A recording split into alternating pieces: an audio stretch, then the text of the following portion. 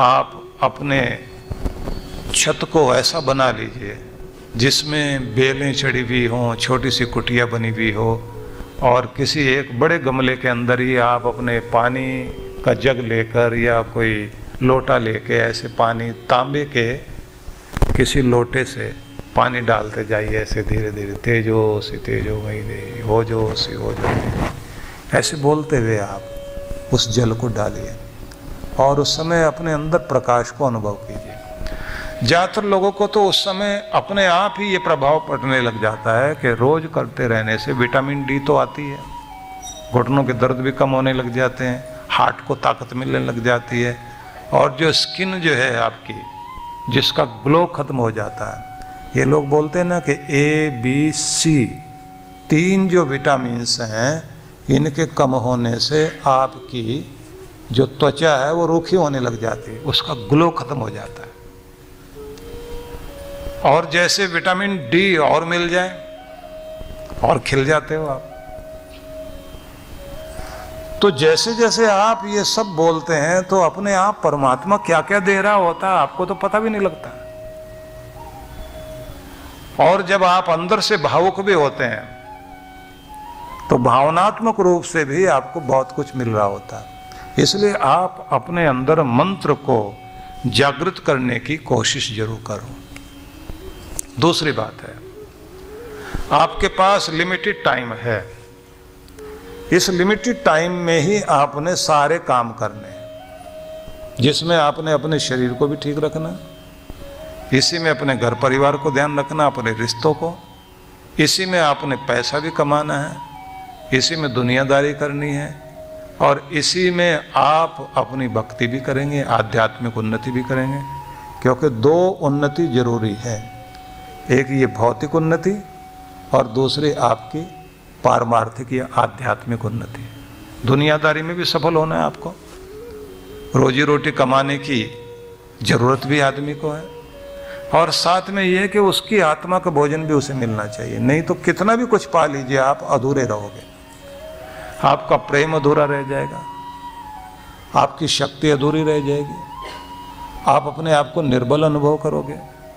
कितना भी पा लेने के बाद भी आपको संतुष्टि नहीं होगी, आपको लगेगा कुछ अधूरापन है जिंदगी में। क्योंकि दोनों पक्ष चाहिए आपके, दोनों, जैसे 2 पांव है ना, 2 हाथ हैं, ऐसे ही आप सब के लिए जैसे महीने के 2 पक्ष हैं, एक शुक्ल पक्ष एक कृष्ण पक्ष, जैसे 24 घंटों में 2 रूप हैं, एक दिन एक रात, ऐसे आपकी जिंदगी के 2 रूप हैं जिसमें आपको भौतिक और आध्यात्मिक दोनों रूपों में अपने आप को सफल करना होता है।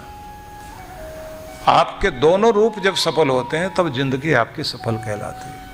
ज़्यादातर लोग एक ही तरफ से जागृत रहते हैं, रुपया पैसा इकट्ठा कर लिया, जिंदगी पूरी हो गई। दूसरे वे लोग हैं दुनियादारी में फंसे नहीं, एकदम बाहर जाके जंगल में बैठ गए। तो दोनों अधूरे हैं, आपको दोनों चीज़ें चाहिए, दोनों का मेल चाहिए। और इसके लिए क्या करोगे, आपको सबसे पहले टाइम मैनेजमेंट ये सीखना चाहिए कि टाइम को कैसे मैनेज किया जाता है। और टाइम मैनेजमेंट में भी सबसे पहले सिखाया जाता है कि प्राथमिकता तय करना सीखो। पहले नंबर पर प्रायोरिटी किस चीज़ को दोगे आप, सबसे पहले क्या चीज़, कौन सी जरूरी और पहले करने वाली चीज़ है। अगर इसको समझना चाहते हो तो एक एग्जाम्पल देता हूँ, उससे आपको समझ में आ जाएगा। बाकी आपको खुद अपनी लाइफ को एडजस्ट करना। एक समझदार व्यक्ति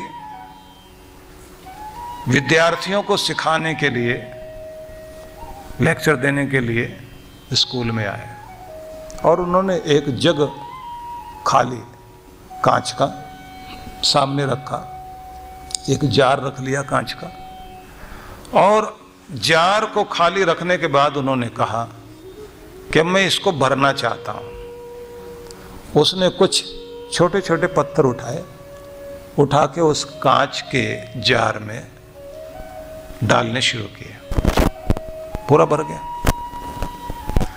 उन्होंने फिर पूछा कि बच्चों बताओ इसमें अभी कुछ आ सकता है? तो सब बच्चों ने कहा कि वैसे तो ये पूरा भर गया है, लेकिन इसमें अब तो कुछ आ नहीं सकता।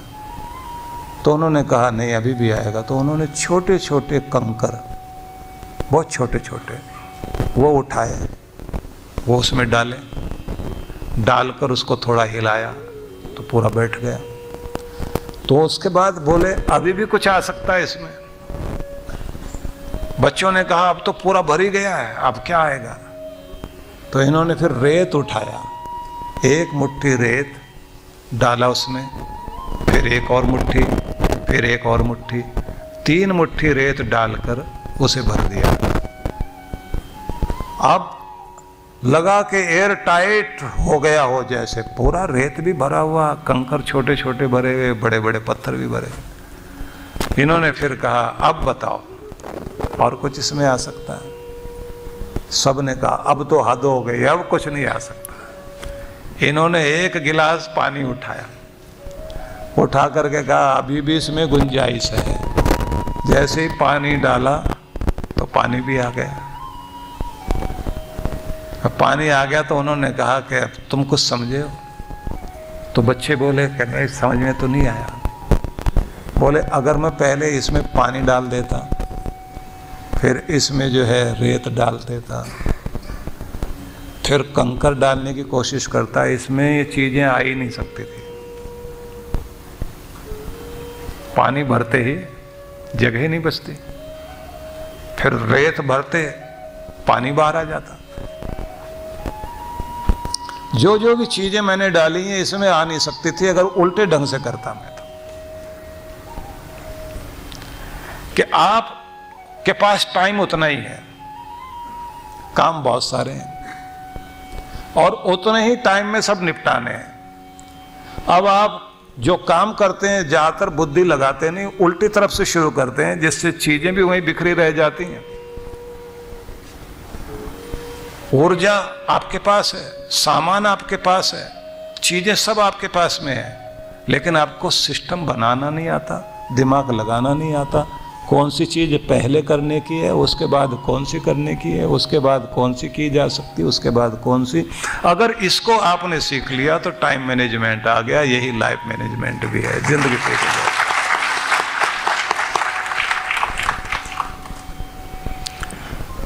अब इस पर आप अपना दिमाग खुद लगाओ, कौन सी चीज पहले करने की है। कुछ चीजें बहुत जरूरी होती हैं, जैसे सेहत के लिए एक्सरसाइज करनी जरूरी है, लेकिन उस टाइम जब आपको ये कहा जाए कि सबसे जरूरी चीज सेहत के लिए आपको ध्यान देना चाहिए, लेकिन अगर आप उस समय जब ऑफिस जाने का टाइम हो और टाइम पूरा पूरा हो गया जाने का, उसी समय आपको ध्यान आए कि नहीं सेहत बहुत जरूरी, इस समय एक्सरसाइज करनी चाहिए, तो आपका तो काम गड़बड़ हो जाएगा ना।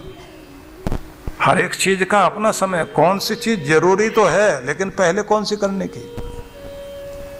और अगर इतनी देर में किसी को चोट लग जाए तो ऑफिस भी गैर जरूरी हो गया, पहले उस चोट वाले को ठीक करना है।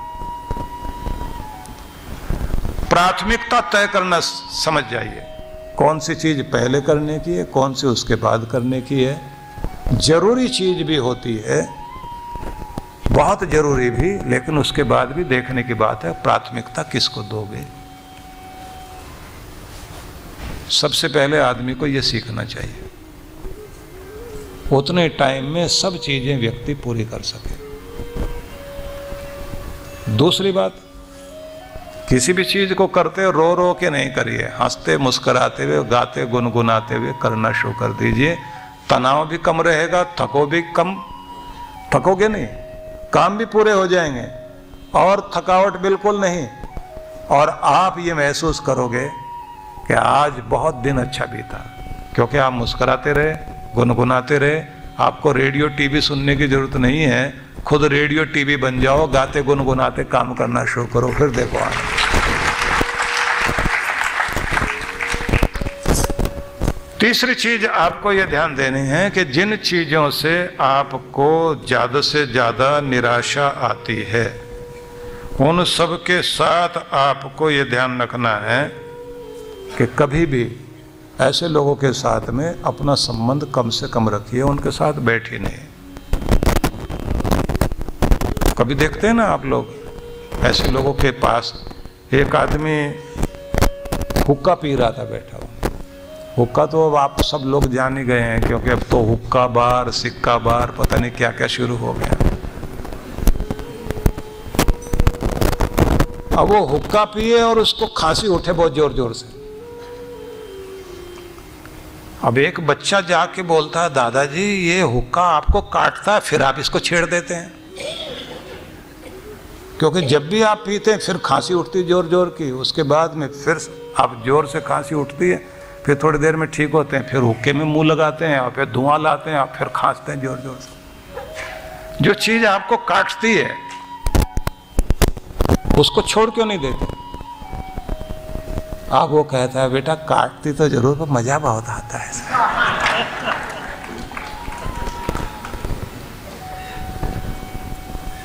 अब बच्चे को ये समझ में नहीं आया कभी भी कि जो चीज काटती है वो मजा भी देती है। और लोग ज्यादातर इसी तरह की चीजें ज्यादा करते हैं, समझाने लग जाते हैं दूसरे को। हर उस व्यक्ति को जिसे अपनी जिंदगी में कुछ ज्यादा तरक्की चाहिए, उसे सबसे पहले तो ये ध्यान देना चाहिए कि कौन सी चीज आपको देखने में तो मजा दे रही है, लेकिन वो आपको पीछे ले जा रही है, चोट पहुंचा रही है, उससे आपकी तरक्की रुक रही है। तो ऐसी किसी भी चीज को जब आप पहचान लें तो उठाकर तुरंत फेंकने वाले बन जाओ। तुरंत उसी समय आपको किसी भी चीज से अटैचमेंट जैसे करते हो वैसे डिटैचमेंट भी आनी चाहिए। कब जुड़ना है और कब उसको छोड़ देना है। एक बार मन में संकल्प किया, उठाओ और फेंका, उसके बाद मुंह कभी उधर उठा के देखना ही नहीं, कभी भी उधर की तरफ देखने की जरूरत नहीं। और हम लोगों के साथ तो शुरू से ऐसा हुआ, जब हम लोग गुरुकुल में पढ़ने के लिए जाना था, हमारी तैयारी कराई गई थी 4 महीने पहले से। साल भर से पिताजी कहानियां सुनाते थे कि तुम्हें जो है मुड़ के नहीं देखना पीछे, तभी तुम कुछ जीवन में बन पाओगे। अब वो कहानियां सुनते सुनते मन में ये आया, बड़ा बनना है, कुछ ऊंचा बनना है, कुछ अच्छा करना है, देवताओं का जीवन जीना है, ऐसी सी बातें सुनाई जाती थी। तो हमसे ये कहा जाता था कि जब जाओगे तो पीछे मुड़ के नहीं देखना। तो जिस दिन जाने की बारी आई, उस दिन मन में एक ही बात ठान ली, पीछे मुड़ के नहीं देखना। अब घर के लोग, रिश्ते नाते वाले सब साथ साथ खड़े हैं, साथ साथ चल रहे हैं, और हम आगे की तरफ भी देखते देखते जा रहे हैं। अब सबसे ज्यादा लगाव माँ से होता है। अब माँ जो है, क्योंकि परंपरा ऐसी रही है कि अगर पिताजी आगे चल रहे हैं तो माँ को बराबर में नहीं चलना, पीछे पीछे चलना है। पुरानी परंपराएं थी, तो पिताजी आगे चल रहे हैं, माँ पीछे चल रही है। अब माँ के रोने की आवाज आती है, और जैसे आवाज आती है पिताजी उस समय मेरी तरफ आवाज देते हैं, याद है ना क्या करना है, आगे देखना, आगे आगे देखना। तो आगे देखते देखते जा रहे हैं तो ध्यान में आ रहा है कि गांव छूट रहा है, गलियां छूट रही हैं, वो बाग बगीचे जिनमें उछल कूद चलती थी वो सब याद आ रहे हैं। और वो मौसम भी ऐसा ही था, क्योंकि बाग से आम वगैरह सब उन दिनों पककर और नीचे गिरने लग गए थे। बारिश तेज होती है जिन दिनों तो आम पक कर के नीचे गिरते हैं।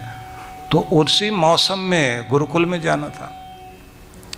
तो मन में तो ध्यान आए, इधर भी बाग है, इधर भी बाग है, बीच में से जा रहे हैं, लेकिन सीधा ही देखना।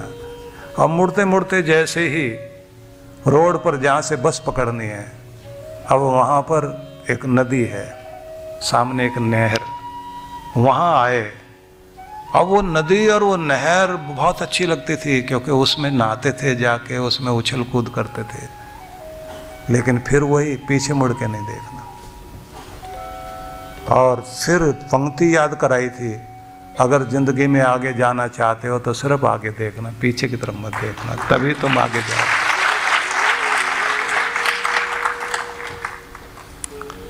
और चले गए, बस में बैठे हैं, तब भी ये कहा आगे ही देखना।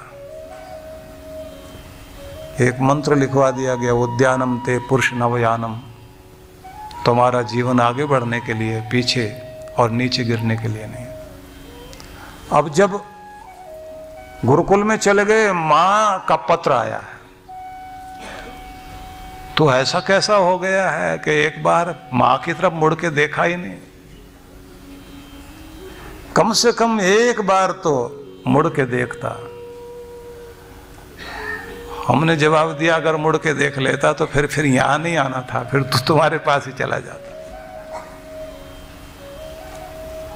पत्र में लिखवाया, याद नहीं आई, बोले याद तो बहुत आई, लेकिन पिताजी ने ये याद करा दिया था ना कि दो ही बातें याद कर लो, या तो आगे जाना है और ऊपर उठना है, और अगर पीछे जाना है तो फिर पीछे की बातें याद करना और पीछे मुड़ के देखना। तो इसलिए पीछे की बातें याद तो आती रही, लेकिन वो बात बहुत जोर से याद आती रही कि आगे जाना, आगे जाना, आगे जाना, आगे जाना है, इसलिए आगे ही चलना। अब ये आसान नहीं होता, छोटी उम्र हो बच्चे की, वो सब चीजें छोड़ सकता है। माँ को और जो घर के लोग हैं उनसे छूटना बहुत याद आती है। और कितना अजीब लगता था कि जब वो उन दिनों में चिट्ठियां आया करती थी, चिट्ठी आई तो सारे हॉस्टल में रहने वाले बच्चे दौड़ के डाकिये के पास, पोस्टमैन आता था, उसको घेर के खड़े हो जाते थे। मेरी भी चिट्ठी आई, मेरी भी चिट्ठी आई। और हम भी जब ऊंचे ऊंचे लड़के थे, छोटी उम्र का मैं ही था, मैं पीछे मुड़ के वहीं सबके पीछे खड़ा होकर आवाज देता था, मेरी चिट्ठी भी आई है क्या? और जो प्रिंसिपल थे वो हमारे मामा जी लगते थे, तो वो पास में आके कहते थे, बेटा चिट्ठी के लिए ज्यादा जोर मत दिया करो, क्योंकि अगर चिट्ठी में पड़ गए, और आश्चर्य लगेगा आपको कि जो चिट्ठियां आई जितनी, सब तकिए के नीचे रखी होती थी, क्योंकि जब तक रात में चिट्ठियों को दोबारा पढ़ ना लें तब तक सोते नहीं थे। और कितनी बार आंख में आंसू आते थे, लेकिन फिर वही याद आता था कि जिंदगी को आगे ले जाना है ना, तो पीछे मुड़ के मत देखो, उसको मत याद करो जो तुम्हें पीछे ले जाए, उसे याद करो जो तुम्हें आगे लेकर के जाएगा। तो आगे बढ़ना है ना, इसलिए पीछे मुड़ के मत देखो। प्राथमिकता तय करें। पुराने लोगों के विषय में कितना आश्चर्य लगता है कि कैसे वो लोग पहुंचते थे अमरनाथ में, केदारनाथ में, बद्रीनाथ में, और उससे भी ज्यादा जो लोग कैलाश दर्शन करने के लिए जाते थे। अब तो इतने साधन हो गए, आप हेलीकॉप्टर से बहुत सारी यात्रा कर सकते हैं, उसके बाद आप जो है गाड़ियां मिल जाएंगी, आपको बहुत कम ही चलना पड़ता है। ऑक्सीजन के लिए भी गवर्नमेंट अपनी तरफ से कोशिश कर रही है, छोटे छोटे पौधे, घास पत्थर के साथ उगाने की चेष्टा हो रही है, क्योंकि वो भी ऑक्सीजन छोड़ रहे होते हैं। बड़े प्रयास हो रहे हैं, उन दिनों तो कुछ भी नहीं था। और जब लोग जाते थे तो ये सोच कर जाते थे कि अब शायद लौटना ना हो, अपने जाते जाते ही अपना श्राद्ध करके जाते थे। कितनी अद्भुत परंपरा रही होगी।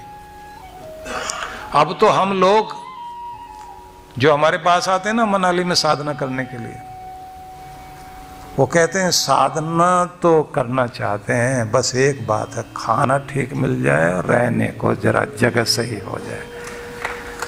तो उनको जो है 5 स्टार सुविधा चाहिए, वो तपस्वियों को, वो जो तपस्वी आते हैं 5 स्टार सुविधा। और भक्त भी हमारे ऐसे, उन्होंने क्या किया कि वहाँ जहाँ सब भोजन करते हैं वहाँ और एक मशीन लगा दी, जो उसी समय गरम गरम फुल्का एक निकलता है और आपकी थाली में आता है, और वो हाथ में लेके ऐसे उसको हिला के ठंडा करते हैं। उसके बाद कहते हैं हाँ मज़ा आ गया तपस्या करने में, बहुत अच्छी तपस्या हो रही है। जितनी सुख सुविधा चाहोगे तप नहीं कर सकते आप। क्योंकि आपकी आत्मा की शक्ति तभी तो बनती है जब आप बर्दाश्त करना सीख जाएं और शांत रहना सीख जाएं और आपको पुकारना आ जाए भगवान को और उसकी राजी में रजामंद रहना आ जाए और हर हाल में भगवान को धन्यवाद करना आ जाए, तब माना जाएगा कि अब आपको भक्ति करनी आ गई। मेरे साथ आप उच्चारण करेंगे, रुजा सुनाथ परमम ही भेषजम तमः प्रदीपा विश्मेषु संक्रमः भयेषु रक्षा व्यसनेषु बांधवो भवत्य गाधे वीर्णया अंभसी पल्लवः। कहा गया है रुजा सुनाथ परमम ही भेषजम। जो बीमार हैं और दुखों से पीड़ित, ऐसे दुख के मारे हुए लोगों के लिए परमात्मा का नाम और उसकी कृपा परमम ही भेषजम बड़ी दवाई है। मतलब दवाई काम करेगी, प्रभु की कृपा होना बहुत आवश्यक है। तम प्रदीपा विश्मेषु संक्रमा। अंधकार में जब जीवन भटकता हो तब जैसे कोई दिया जलाकर रास्ता दिखाए, ऐसे भ्रमित मन में परमात्मा का नाम रोशनी बनकर आता है। कितनी बार जीवन के अंदर ये क्षण आते हैं, हम सोच नहीं पाते क्या करें क्या नहीं करें, और किसी की राय भी समझ नहीं आती कि ये ठीक है या गलत है। तब भगवान से ही प्रार्थना कीजिए कि तुम ही राह दिखाओ, तुम ही बताओ कि मैं क्या करूं, किधर जाऊं। भय सुरक्षा व्यसने सुबांधव। कहा गया है कि डर वाले व्यक्ति को जब डर निगलने लग जाए तब रक्षा करने वाला हाथ दुनिया में कोई और आए ना आए, परमात्मा जरूर रक्षा करने वाला हाथ अपना आगे बढ़ाते हैं।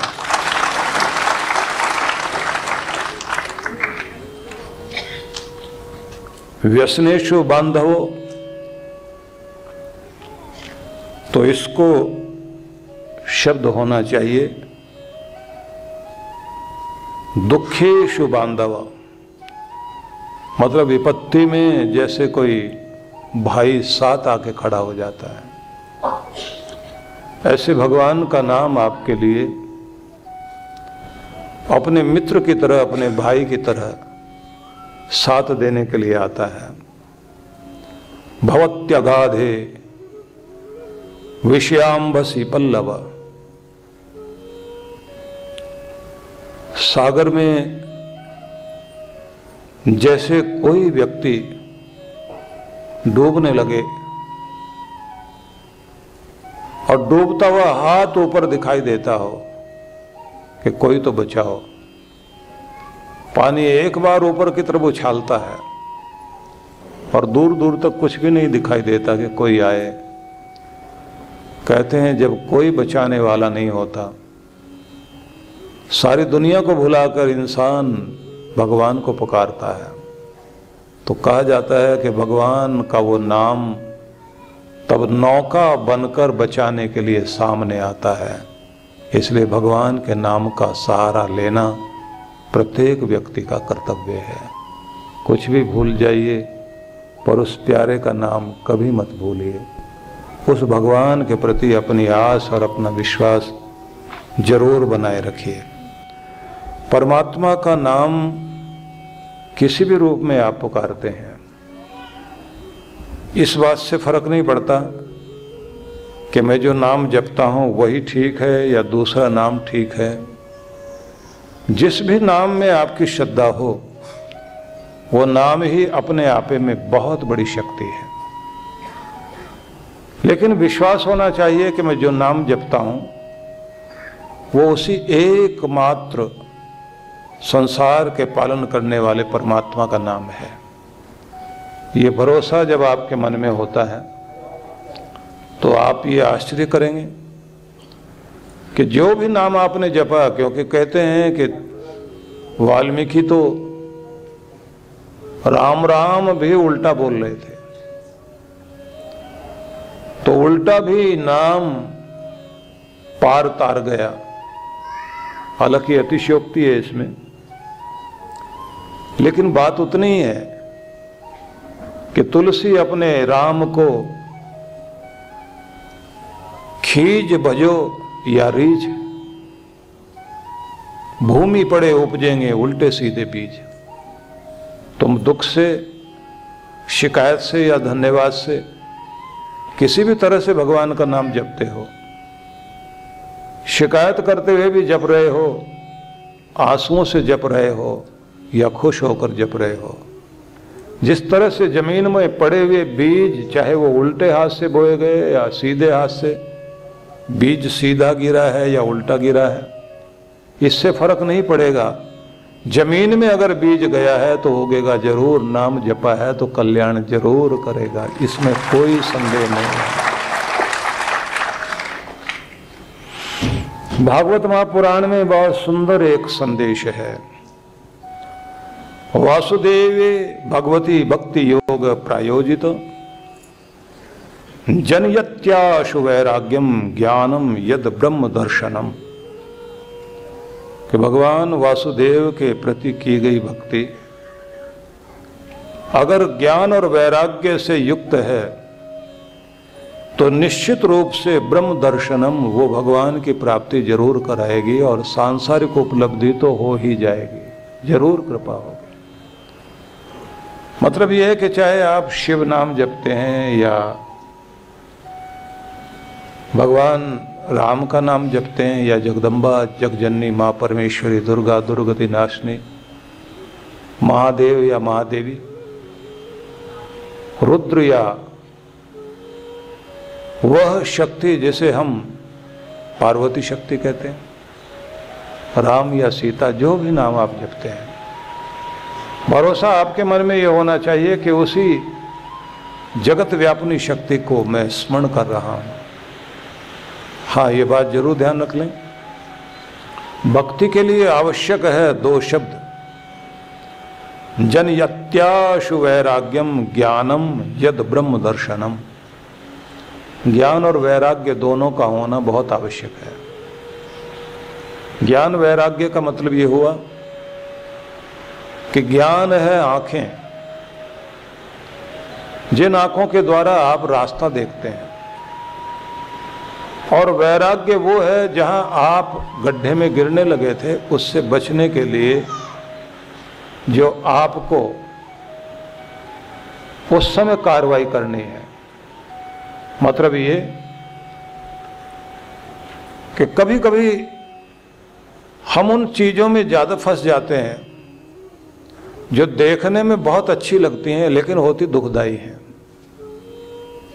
दुनिया के बहुत सारे स्वाद ऐसे हैं जो स्वाद में तो बहुत प्रभावी होते हैं लेकिन सेहत को भी, जिंदगी को भी हानि पहुंचाने वाले। उनमें सबसे ज्यादा खतरनाक चीजें नशे हैं, जितने भी तरह के नशे हैं। आदमी एक बार ये सोचता है कि जीवन का आनंद लेने के लिए ये करके देखें, लेकिन एक बार अगर आप उधर गए तो फिर फंस गए। फिर हालत वही होती है कि कंबल को तो मैं छोड़ रहा हूं, अब कंबल मुझे नहीं छोड़ रहा। कोई व्यक्ति नदी में ये देखकर कि कंबल बहा जा रहा है तो कंबल को निकालने के लिए गया और वहां जाकर उसे पता लगा कि ये कुछ और चीज है। फिर भी उसने कंबल को पकड़ने की कोशिश की। वो बह रहा था रीछ, भालू। भालू बहता हुआ नदी के प्रवाह में जा रहा था। जैसे इसने उसको कंबल समझ के पकड़ा तो उस कंबल ने भी इसको पकड़ लिया। अब बाहर खड़े हुए लोग चिल्ला रहे हैं कि क्या हो रहा है, तुम डूबने लगे हो, कंबल को छोड़ो और बाहर आ जाओ, अपनी जान बचाओ। तो आदमी वहां से कहता है मैंने तो कंबल को छोड़ दिया, अब कंबल मुझे नहीं छोड़ रहा, अब तो मैं फंस गया हूं। तो जो कंबल दिखाई दे रहा है वो कंबल नहीं है। तो वैराग्य बचाता है आपको कि जिधर आप जा रहे हैं वो अनुचित है, विवेक समझाएगा, वैराग्य छुड़ाएगा। तो दोनों की आवश्यकता पड़ती है।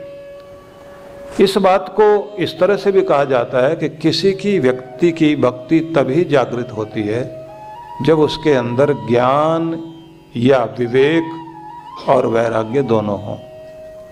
नहीं तो ध्यान करने बैठेगा, भगवान का भजन करने बैठेगा तो संसार की वस्तुएं ज्यादा ध्यान में आएंगी, संसार के पदार्थ बहुत ध्यान में आएंगे। ज्यादातर लोगों के साथ यही घटना घटती है कि जैसे ही आंखें बंद करके बैठते हैं तो उनको दुकान दिखाई देने लग जाती है, ग्राहक दिखाई देने लग जाता है।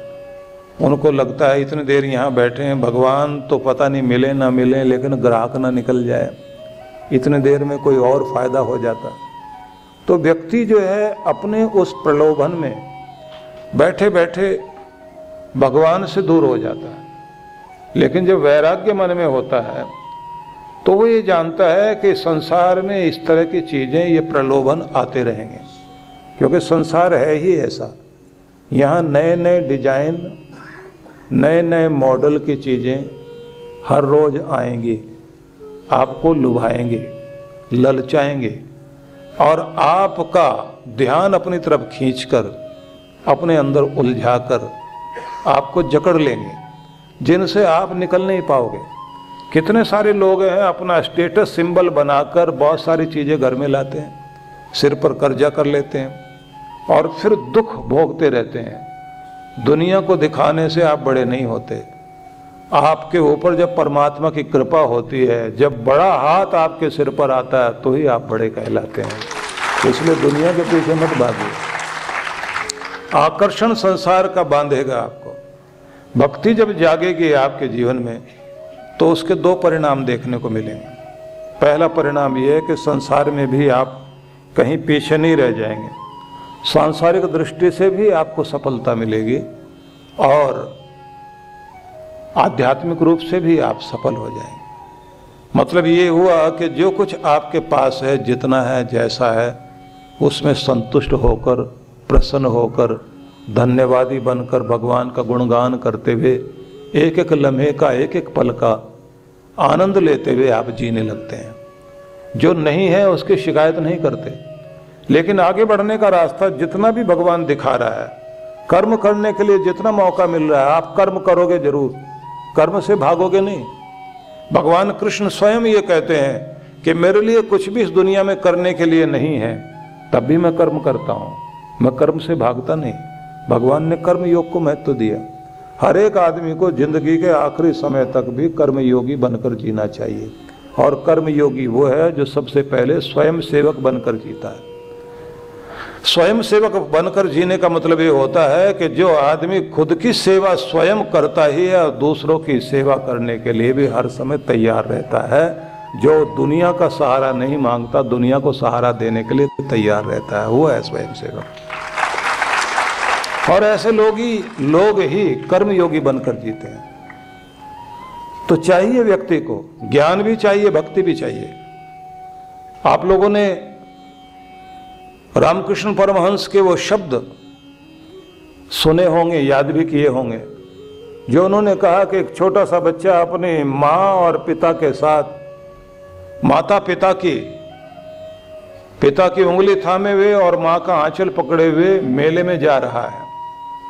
और मेले में चलते चलते दुनिया भर की चीजें वो देखता, खुश होता है, लेकिन ना पिता की उंगली छोड़ता, ना माँ का आंचल छोड़ता, क्योंकि चारों तरफ भीड़ दिखाई दे रही है, सब गैर हैं, अपना कोई है नहीं। अपने तो माँ बाप दो ही हैं, तो सारी दुनिया भर का मेला देखता है, लेकिन माँ बाप दोनों का साथ लेने के लिए एक की उंगली थामी हुई और दूसरे का आंचल, मां का आंचल।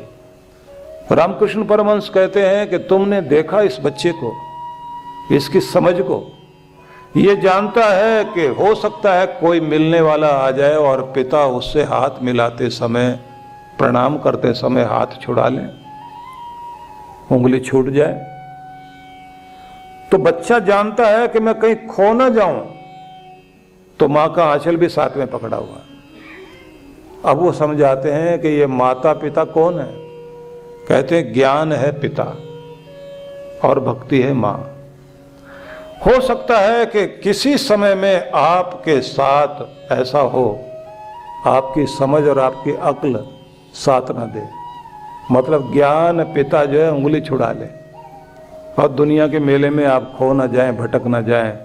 तो जैसे इस बच्चे ने मां का आंचल साथ में पकड़ा हुआ है, तो भले ही समझ काम करे ना करे, भक्ति मां का आंचल मत छोड़ देना। अगर वो आंचल पकड़ा हुआ तो भटकोगे कभी नहीं, दुनिया में खो नहीं जाओगे। तो कुछ भी हो, आपको हर हाल में भगवान का भजन, भक्ति जरूर करनी है। अब प्रश्न ये आया कि भक्ति क्या, कैसे, किस तरह करें, कौन सी भक्ति करें।